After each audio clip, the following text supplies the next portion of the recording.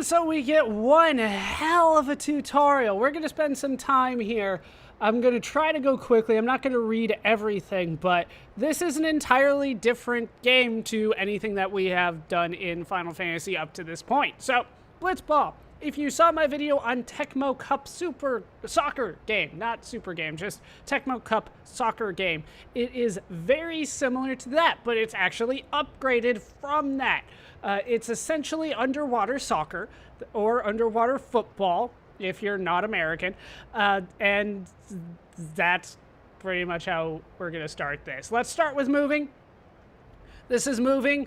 There are 5 players per team in the sphere pool. That is not true. There are 6. They're just not counting the goalkeeper. So 5 moving players in the sphere pool.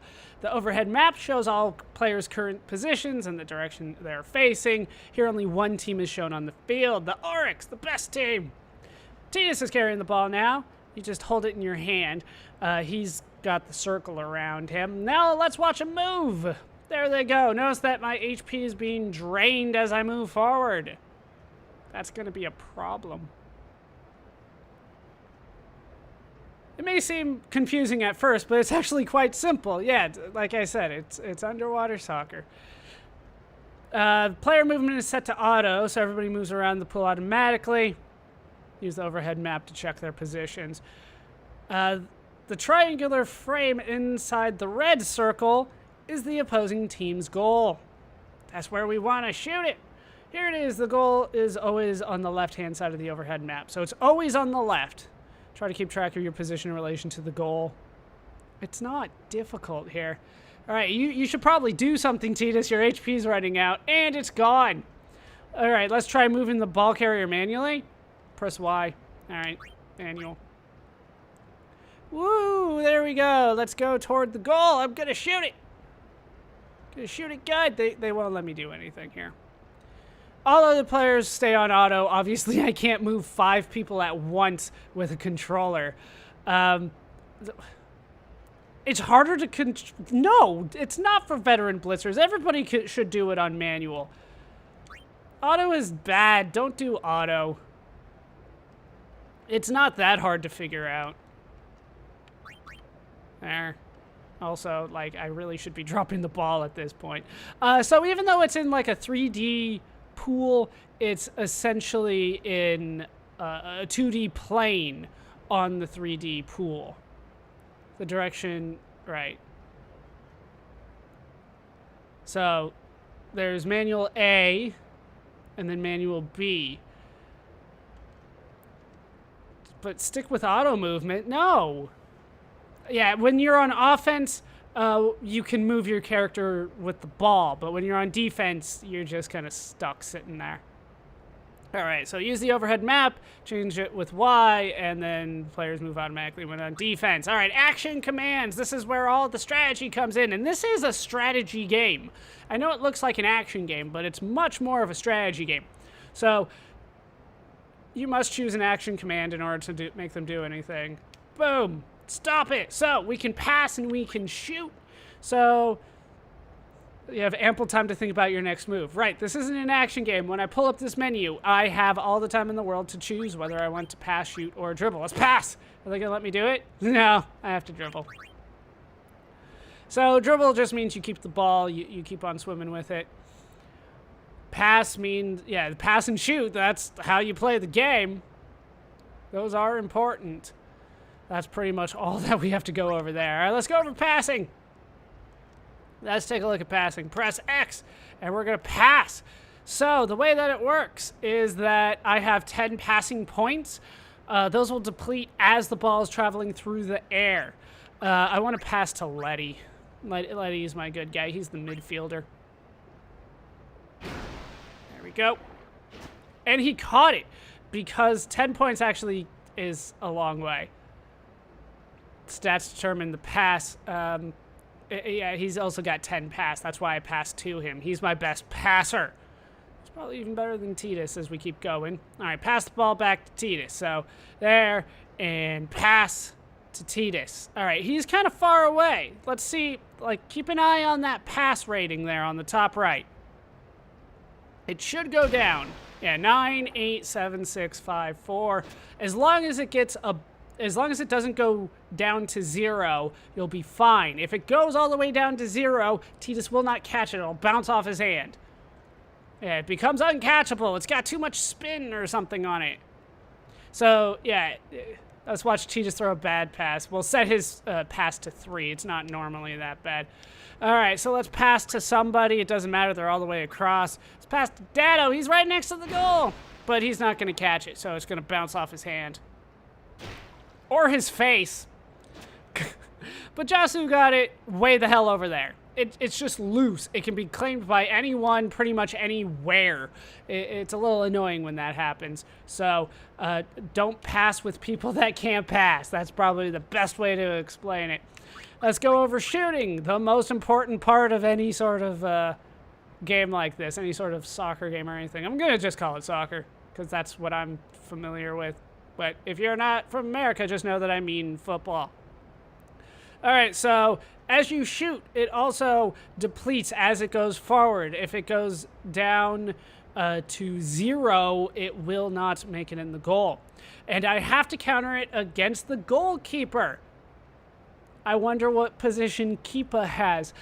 So we have to compare it against his stats. We're way too far away, but that's fine. Let's shoot. As you can see, Rowdy here has a catch rate of 8.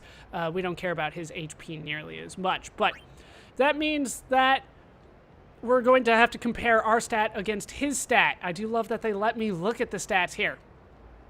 Also, it's kind of randomized as we go forward. So, yeah, we're on blue, they're on red. It's very simple to understand. He's got a goal-keeping rating of 8. So we're going to shoot from here. It's not going to go in. He's going to catch it. That's way too far for me to shoot it. As you can see, it's down to, what, 3, 2? Yeah, there's no way. It's down to 2. The best you can hope for is half. So I would have to have a rating of at least 5 in order to get it in there. And I need luck on my side. So this is not going in. It's currently at 2. Yeah, you subtract the catch. We're at -6. It's already good. No shot remains, then the shot fails. So yeah, the catch is randomized anywhere from 50% to 150%. It doesn't get doubled. It's the range is 4 to 12. So there you go. That's his range. That means even at full, he could stop it, which sucks. He's a good keeper. That's why the goers are hard. The shot failed because its shot hit 0. No, it's because I was way on the other side of the freaking map. All right, let's switch over to manual. They already switched me. All right, let's dribble. What? I can't shoot. I don't want... all right, we're going to shoot from here. I just wanted to show the menu, and then you wouldn't let me out of the menu. Oh, that's cheating. That normally doesn't go in. But it went in. It's a goal. The crowd goes silent. We did it, though. So that's shooting. It's pretty much the same as passing, except you have to subtract the goalkeeper. All right. Using HP. You have to use HP in order to do anything. It's like stamina. Or like HP. In Tecmo Bowl soccer game, it was called Guts. But HP is a much better term for it for me because I use HP all the time. So by dribbling, you lose HP. I went over that before. It goes down very quickly. When it goes down to 0, you pretty much just can't do anything. It kind of sucks. All right, shooting and passing also consume HP. Let's get right up on him. Or I could switch to manual. They're not letting me do manual. All right, so pass takes up 10 HP and shoot takes up 10 HP. So let's pass. No, I have to shoot. They did say I had to shoot. But it's so much smarter for me to pass in that situation. Yeah, that's not going to go in either. So his HP went down to the 16. Also, the shot's going to be caught. You always assume that you have to be higher than the catching rating. Always assume that. Yeah, what happens when your HP runs low? So We're down to 17. You can still shoot if it's below 10, but then it's only half as effective. So now we're at, what, 6? All right, so then you can see it's in blue because we were not supposed to do it, and our shot is down to 5, as is our path. But the shot's what we're going for, and already it's not going to go in. I don't know why they always have to dive. You would think with that weak of a shot, he could just, like, slowly get up there, but it never works that way. He will slowly regain HP when you don't have the ball, but the emphasis on that is slowly. If you're out of HP, you're kind of out of luck. Let's go with encounters. Encounters are also very important for this game. Everything that we're going over here is very important. That's why I'm going through it kind of slowly here. But... so, an encounter is when somebody gets up to you and they force you into the action command. There's no pressing X. If you're surrounded, they get you. If they touch you, pretty much, that's it. So, for now, we got no break because we're not going to talk about break. But to be honest, I would rather break. But we're going to say no. Actually, his block is terrible, so maybe no break is the better way to go. It's Bixen. Bixen. So Bixen's in our way. I guess we're going to pass for now. Normally the ball is thrown here. It would lose pass as it traveled through the water, right? But he has a chance to block it. He's not always going to block it. And if he does block it, we'll subtract our pass by however much his block is. So 10 minus 2 is 8. It'll still be fine. We can make it there. So yeah, his block is 2. But I believe that the stat is randomized a little bit as well. I think it's still the 50 to 150.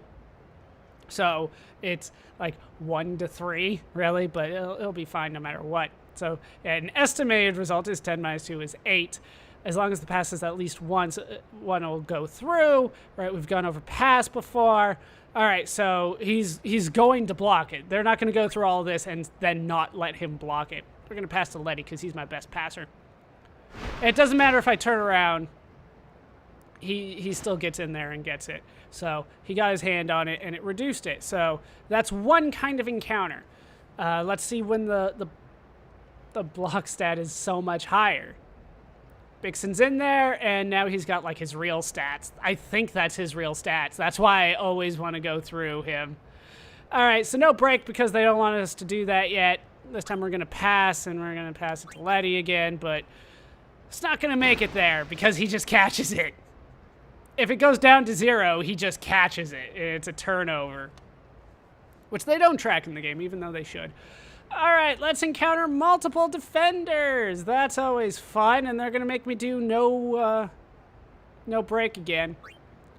So Bixen and Abus are here. Abus not as good as Bixen.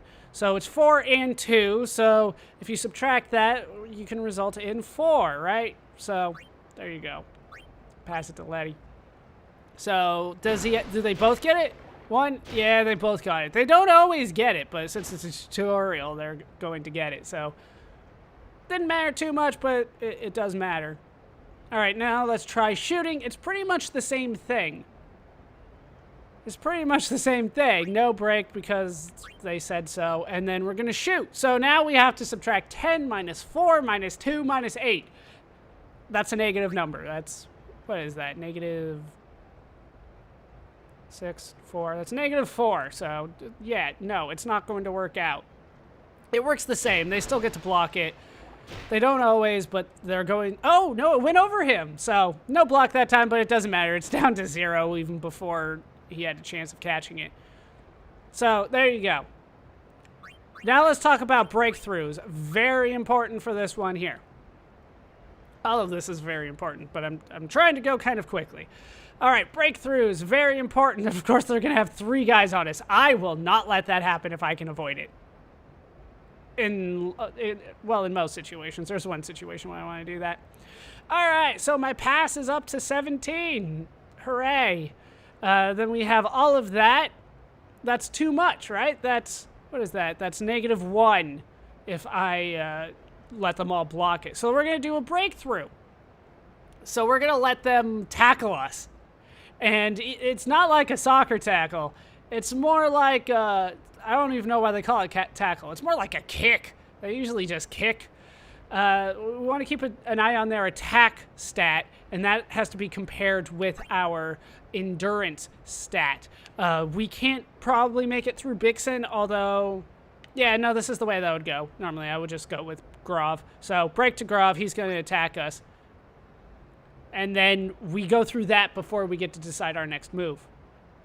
If we can't withstand the attack, then Grov just takes the ball from us. But it should still be ours at the end of this. We should still be fine.